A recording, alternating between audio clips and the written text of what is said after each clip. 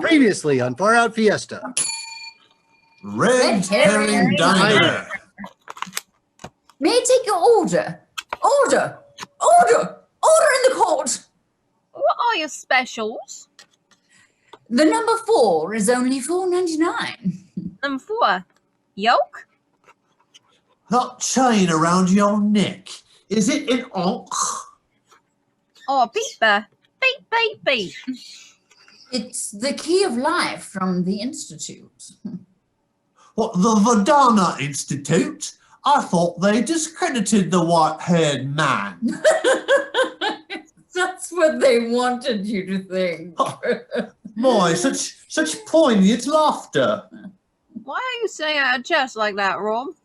Why'd you write that in that sugar packet there? 7? Number 4, yolk. Jolly good, eh? I'll have 2 eggs over easy and... JuliAnna, will you be having the rye toast? How do you know my name? Is that Mont Blanc? Excuse me, may I sit here? Richard? Know him from somewhere. I like to winter in Annapolis. Oh, and there was much rejoicing. It's okay. I couldn't help noticing the white-haired figure outside holding an umbrella. But is it sunny? Perhaps the jewel dealers. Oh, you may have said too much, Kristin. And I suppose we're all ignoring the elephant in the diner.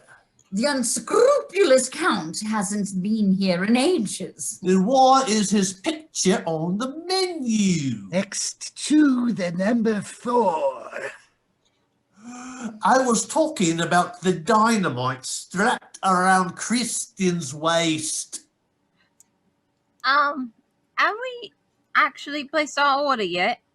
I haven't eaten since yesterday. I'm hungry. The Emperor's new foundation repair. Richard, I think we have cracks in our foundation. Since when did you become an architect? Is that really what you think architects do? You slept with my best man. Yeah, so did you. Whoa, whoa, whoa, whoa. Whoa, ho, ho, ho, bitch. We ain't horses. Who are you, bitch? I'm Kristin. I'm the announcer for the Emperor's new foundation repair. Oh, your mom must be real proud. Is she always so mean? Yeah, 24/7. Well, you know, those are cracks in your foundation. I told you, Richard. Cracks. You said something about it being nothing frozen Benny Hanna couldn't fix. Yeah, Kristin probably slept with my best man too. I did. Yeah, I did. What if I make those cracks in your foundation disappear? What can you do about the cracks in the foundation of our relationship? Aren't foundation repairs expensive? Very. Don't you have to, like, jack up our house with, like, really big tire jacks? The Emperor's new foundation repairs has come up with a revolutionary new system. Well, let's start that revolution, bitch. You see that crack over there? Yeah, no joy. So we're talking Robb, about. come on in. Robb, come on in. Go over here. Wow, they're naked. Oh. Yeah. Hi, Yeah, babe. hey, babe. Hi, babe. Hey. Yeah. Yeah. You can make eye contact with me. Oh, okay. It's close enough. So is that really what you do for a living? Oh, I'm working my way through nursing school. I'm fighting the urge to give you a couple of ones. Why all the fighting? Ola, sexy. Damn, man, you're hung like a T-Rex. But tiny. Hey, you know, stare at my butt or into my eyes, you know, dealer's choice. So, your foundation repair uses attractive, naked people to stand in front of our cracks of our foundation. Yes. Right on. How long do they stay? And just stand there naked. Yeah. They're yours. They're yours until your money runs out. We auto draft it from the bank. Damn, our foundation looks good. Yeah, it does. It sure does, Richard. It sure does. Ladies and gentlemen, boys and girls, may I have your attention, please? Streaming to you from everywhere in this digital universe, this is Far Out Fiesta, episode 222, Zachary Taylor. I am your host and humble narrator, Richard Houghton. Please give it up for amazing cast, birthday girl, Kristin Keith. Hudspeth. And JuliAnna Briscoe. What's up, player? As always, Tonight's Far Out Fiesta. Episode 222, Zachary Taylor. Is based on a somewhat true story. Yeah. One of the benefits of being the First Lady for Zachary Taylor, President of the United States, is having many servants to bathe me. While I am deeply in love with my husband, I am sensing that something is fishy about his relationship with Vice President Fillmore. I'm a sharpshooting hooker who's attached to the First Lady's pinky. And at this time in history, the greatest surgical minds feel like separating us is too risky. How about we pay POTUS and V POTUS a little visit at their favorite bar? Yeah. I'm your bartender. I make change for the cigarette machine. Please put your hands together for the lovely and talented President Zachary Taylor and Vice President Millard Fillmore. Beware, sometimes the history books get things all wrong. I'll just somersault to get some limes. Oh, how I love watching a bartender do somersaults. I'm more of a cartwheel man. Oh, that's very presidential, soy. I am Zachary Taylor, the 12th president of these United States and a beloved American military leader. One of the 9th most beloved presidents in the history of this great nation. William Henry Harrison wasn't fit to clean your ears, ZT. And I am your faithful, beautiful Vice President, Mildred Fillmore. I ran as a Whig in the 1848 presidential election, defeating Lewis Cass. Before I became president, I never held any previous elected office. That is so hot. Served in the U.S. Army in the War of 1812, the Black Hawk War, the Second Seminole War. The first Seminole War was for jokes and crybabies. Oh, you are thinking of the jerk and crybaby skirmish of 1822. Right. I also did pretty well in the Mexican-American War. Pretty well. You're being so modest.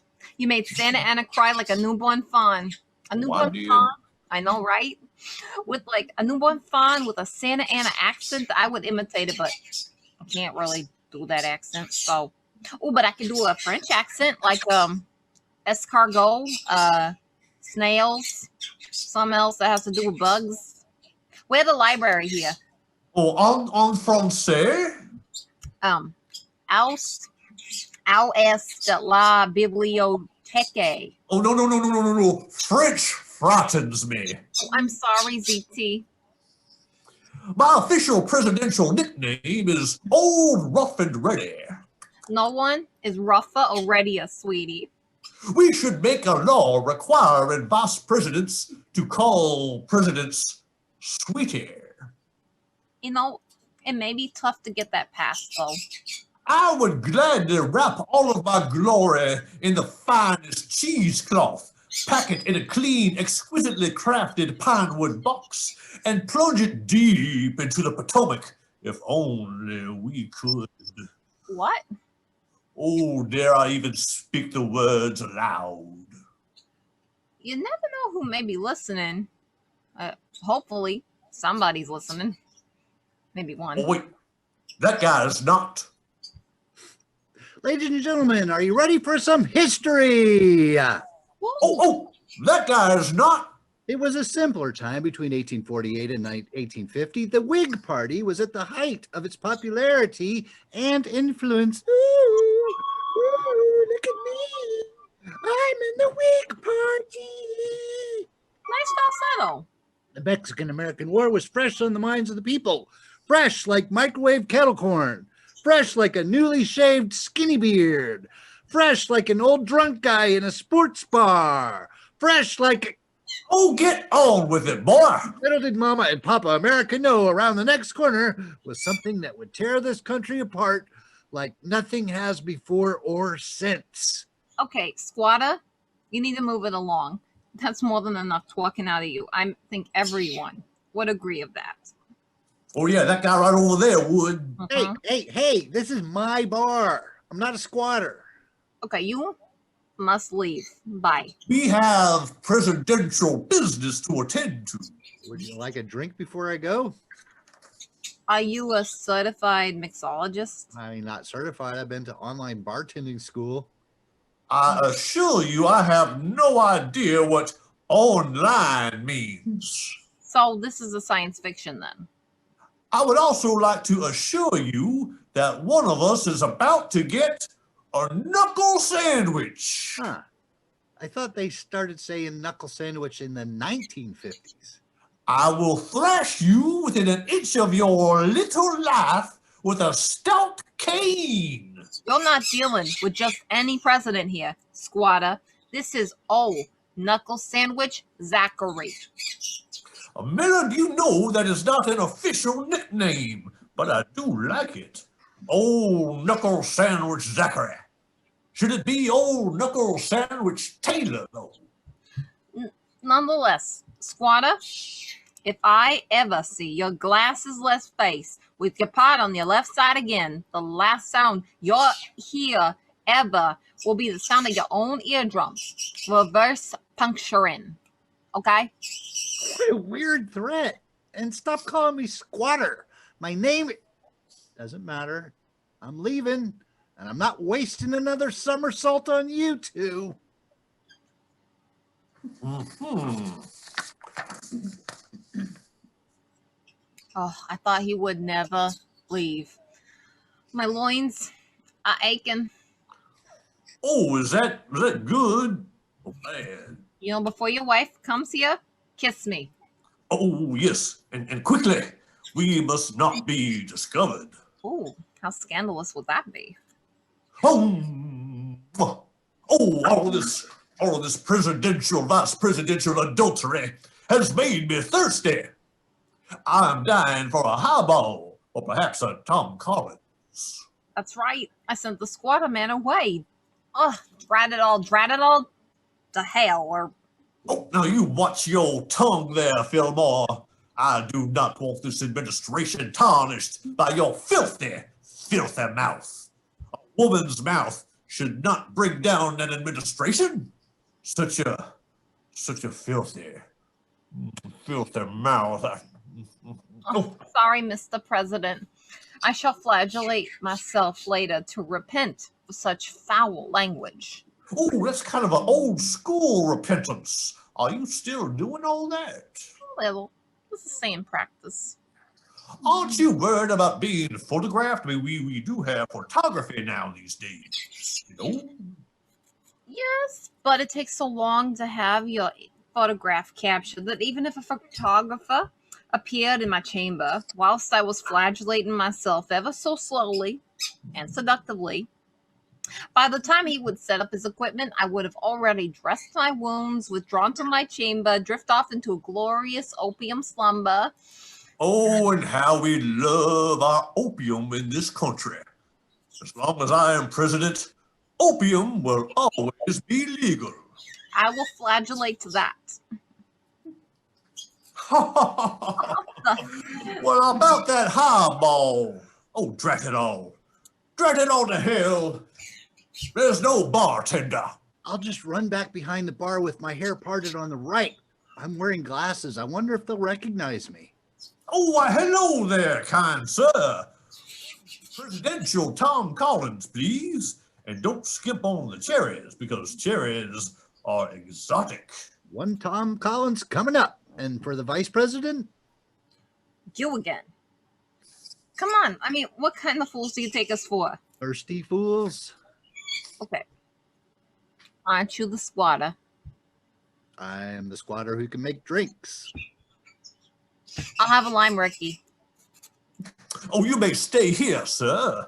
But while we are discussing important president and vice president business, you must place an eye patch over each eye and an extended index finger in each ear. What is your administration's deal with ears? The vice president threatened to reverse puncture my eardrums. I'm not too sure what that means. I mean, someone would have to get inside my head to do that. You must place an extended index finger in each ear, and you must growl quietly. Like a jaguar. Or a bobcat. Well, any wildcat that weighs less than 200 pounds. How much does an ocelot weigh? Okay, that question reeks of impertinence. You do. Touche. I said no French. One Tom Collins and one Lime Ricky coming up. All right, eye patch, index fingers. Well, your wife gets here. Oh, Millard, I'm afraid. What would this country possibly do with a power-hungry president? I don't know if this can happen. It can. Of course it can. You know it can. You are the president, and I am the vice president. Together, we can rule the world. Together, we can take on both England and France, which are the only two powers of the world that we should ever be slightly even afraid of. Yep, no need to worry about Germany, Japan, or Russia, the Middle East. You know, together, we can rule the world, and it is our time to do so.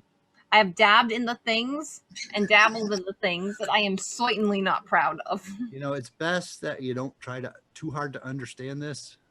And I've summoned help from powerful sources whose names shall never be spoken. It has taken weeks of preparation and lots and loads of opium. Well, we are all set. Together, if we share a blood kiss, only then we can be together forever. And then we become invincible, faster than a metal horse, more influential than a dancing bear, or... Wait, now, a blood kiss. I mean, at least it's not an ear syringe thing. Yes, it's a kiss so passionate that it draws blood, perhaps tongue blood or mouth blood or lip blood or gum blood, but gum blood is a little tricky. I know it's in the 1850s and our dental health isn't that stellar. Oh, no, lots of blood in our mouths anyway, much of the time. So where the blood comes from isn't really important. Well, it seems kind of important. I mean, you never said anything about a blood kiss. I want to rule the world and everything, but I don't like bleeding. Isn't there a potion or something, a spell, a nice bloodless spell? Oh, welcome to the bar, First Lady Margaret Smith Taylor. Thank you. And who might you be dragging around? What do you mean? She's attached to your pinky. Don't mind me, I'm just a sharpshooter. Well, I mean, that seems like something I should very much mind. As you know, the thing I like best about turkey necks is, oh, hello, Zachary. Hello, Millie. Hello, my wife and first lady, Margaret Smith Taylor. You're such a strange greeter, first man. You both know Gretchen. Oh, well, if you're asking if we know she's a hooker, then absolutely not. I mean, how could we possibly know that? I mean, American presidents never. never have anything to do with hookers. Zachary, nobody said anything about Gretchen being a hooker. It's okay, Margaret Smith Taylor. Call me Maggie Smith Taylor. I'm used to having people whisper behind my back, Maggie Smith Taylor. Turn around. I'm used to being the woman who's not like the others, the woman who just doesn't belong. I'm used to facing backwards in church and having little schoolgirls throw plums at my knickers and little schoolboys whistle like manatees when I sit down to slurp my noontime broth. Noontime broth is dandy ×3. I'm used to being the woman who polite company would rather brine than admire. I'm used to Taking money for sex. let's Let's not be so high and mighty, Millard. I think the rumors about tricking your way to the vice presidency must be true. I have seen the etchings. Oh, now it's on. You know, I will fight you to the death, lady. Madam Vice President, if you must fight someone, fight me. I'm the only one here who's worthy of your slaps and pinches. If you could try to stay away from my face, I would be much obliged. It's how I make my money. At least I like to think it's my face. Oh, now, you don't have to degrade yourself by allowing them to pummel you. You could take a class and be a bookkeeper, or a shopkeeper, or some other kind of keeper. Beekeeper. Or find yourself a good man who isn't insane from disease or about to be hanged, and start plopping out bastard children. Now, you know, for the 1850s, that's hardly sexist at all. I'm sorry, Margaret Smith Taylor. Me too, Millard Fillmore. Thank you, President Taylor. May I have a moment? Please follow me for a moment, away from the others. Well, not before I passionately kiss my husband in front of you and the others. I'm so proud of you, Zachary. Oh, Ma, but what for? Well, for standing up for that poor sharpshooting alleged hooker, even though she was keeping your vice president from getting their ass kicked. Lady, you have no idea who you're messing with. You don't look at these forearms. See them? What did you get those forearms from tugging? Harlot, I will pull your spine out and choke you with it. Oh, no, can my two favorite people please try to be civil? At least in front of the sharpshooting hooker. I mean, come on now and hug it out.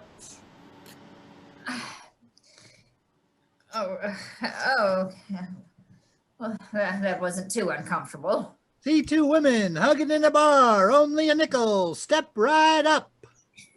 Why don't you two important heads of state? Why don't you The one you mean the presidents? And the vice president? Yes. Why don't you run head first into each other and knock each other out? I can have a little talk. Ah, well, Okay. I've never understood why they're so willing to do that. As you know, Gretchen, we have been attached at the pinky for years. You should know by name. Zachary and Millard are well on their way to trying to take over the world as we know it. I'm a conjoined alleged hooker sharpshooter, so the world as I know it isn't all that rosy. What can I do? With your help, we can stop them. As you know, Zachary's weakness is Risque train engineers in elaborate panties? cherries. Must be thinking about a different Zachary. Probably the same one. Would you make... What would make a panty elaborate? Zachary.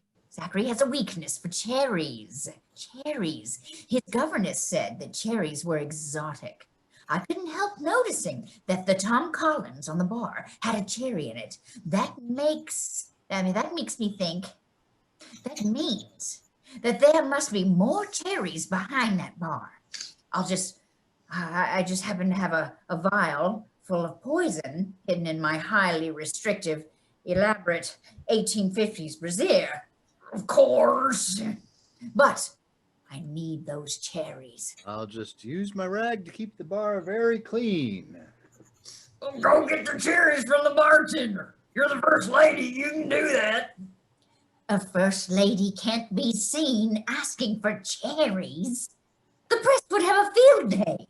In the 1850s, the press had lots of field days. There were a lot more fields in those days. A woman of your alleged charms can be very persuasive. Give me your cherries. Oh, take them. See? Add a little poison. What? First ladies have always had access to the finest of poisons. Always have, always will. Bartender, may I have 2 glasses of water? Sure, but we have a 2-drink minimum. Here are your 2 glasses of water. I'll just splash them in the leaders of the free world's faces to wake them up. Okay, but you're still going to have to buy 2 drinks. What is going on? Oh, no, where am I? Oh, sorry. Where am I? The girl talk is over. Oh, ooh, cherries. My weakness is cherries. Oh, then why didn't you make me get that risque train engineer costume? Because you look great in it.